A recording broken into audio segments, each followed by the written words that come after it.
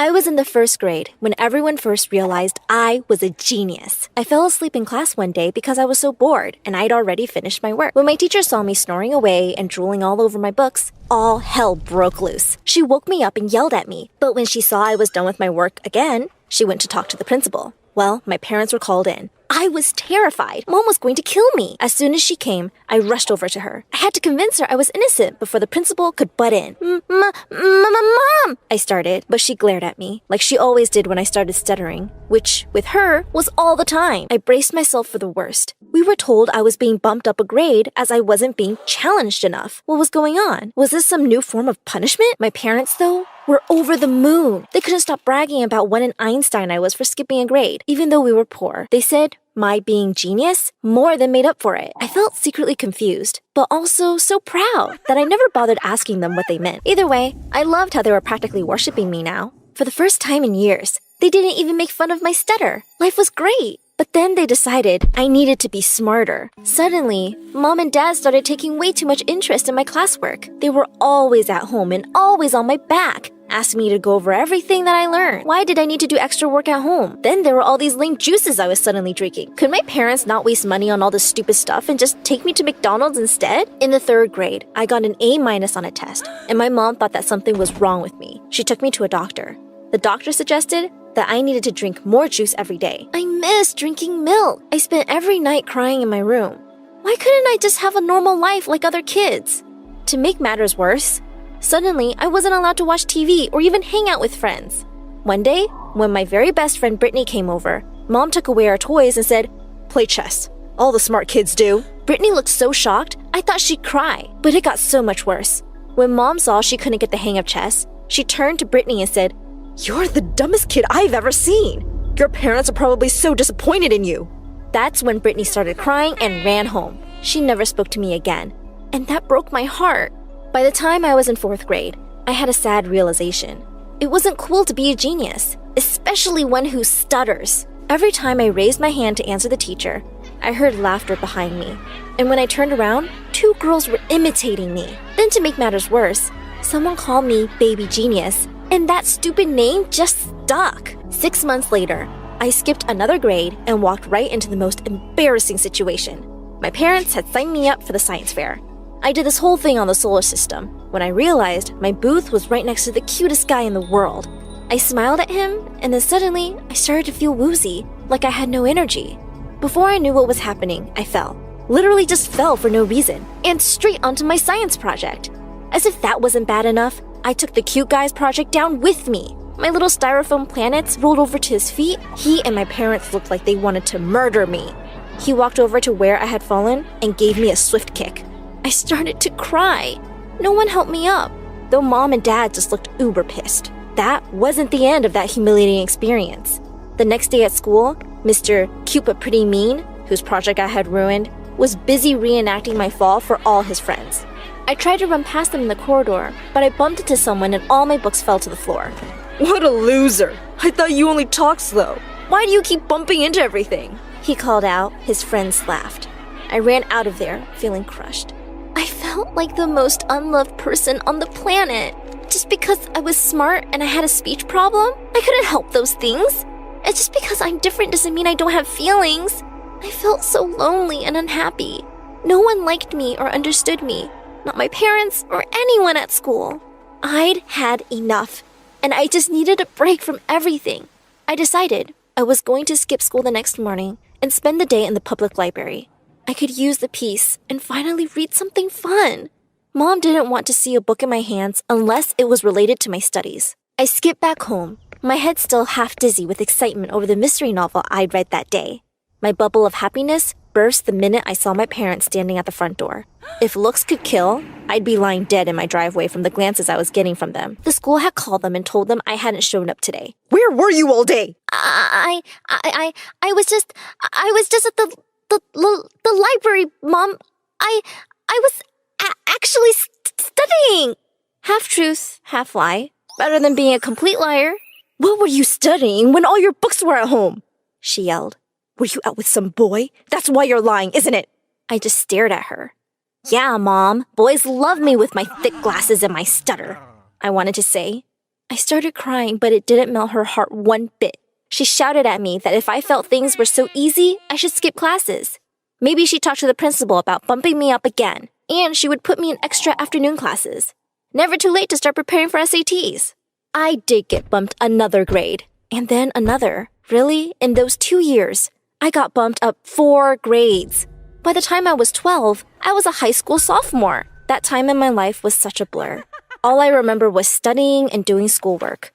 I probably only had the energy to keep up with all my work because Mom was a health nut and kept giving me lots of multivitamins. I was definitely at the top of my class, but no one even talked to me. I could hear them whispering about me, calling me a freak. No one wanted to sit next to me. Until someone did one day, and everything changed. It was after math class. I was sitting by myself in the library. Suddenly, this guy with dirty blonde hair and the bluest eyes I'd ever seen came up to me. Then he introduced himself. Hi, I'm Jason. Are you the brainiac everyone is always talking about? I could feel my face burning. That was all I was ever known for. And he had just come to see the freak. Yes, I'm Allie, I managed to say, feeling my stutter was even worse than usual. Here comes the laughter. But to my surprise, he didn't even act like it was anything unusual. He just smiled and said he was in the 9th grade and that he really needed my help with math. That day after school, Jason came over. But as we were talking, my dad burst into my room saying that I couldn't close the door with a boy over. I was horrified. We were only studying. After Jason left, my parents yelled that I wasn't allowed to have boys over. I explained that it would look good on my college application to tutor someone. Hearing this, they agreed to let me tutor him. Lying to them was the only way I would be able to hang out with Jason. I continued to tutor Jason for the following year. At school, we hung out whenever we could. Not once did he ever make fun of my stutter. He was the sweetest, and hanging out with him was exciting. One day, he asked if I could come to his house. It was so tough convincing my parents because they said I should focus on my SATs. When I went to his house that evening, Jason took my hand and led me down the street. We're going to the movies, he exclaimed. You deserve to have fun. I was so excited. I had never been to the movies before, as Mom and Dad never had enough money. After the movie, Jason suggested that we get dinner. But all of a sudden, I began to shake. I was feeling woozy. Jason asked what was wrong, as if I knew. My parents always said it was just stress and there was no need to go to the doctor. He offered to walk me home. When we were about a block away from home, he stopped me and looked into my eyes. I really like you, Allie. Would you go out with me? OMG, yes! I nodded excitedly, and he leaned in to kiss me. My first kiss! It was so incredible. I felt an entirely different kind of woozy, in a good way. But my bubble of happiness burst as soon as I stepped inside my house. My parents were pissed at something and started yelling. I had left my books at home. Whoops! I caved and admitted that I had just gone out with him for fun. You are not to see him again. He's a bad influence. My dad wagged his finger in the air. Especially now you're so close to college. All these years of our hard work. Think of all the money we spent on you. Mom added desperately. I rolled my eyes. I continued to see Jason at school and even began to skip classes so that I could spend time with him. He actually seemed to care about my feelings, something my crazy parents didn't give a damn about. But one day, we got caught. We were kissing goodbye outside the school when my mom's car screeched over to us. She literally dragged me home. No wonder you didn't get an A+ on your English exam. That boy is making you dumb like him. If you keep seeing him, you'll ruin us, they yelled at me. I gasped. It was true that I had gotten an A- for the first time in my life. Maybe Jason was making me dumber. The next day, I marched up to him in school and said, We're over. I can't spend time with the dumbo like you anymore. You're going to make me dumb too. He looked so confused and hurt, but I wasn't going to be weak, especially if he was making me dumb. I had to think about myself and my grades.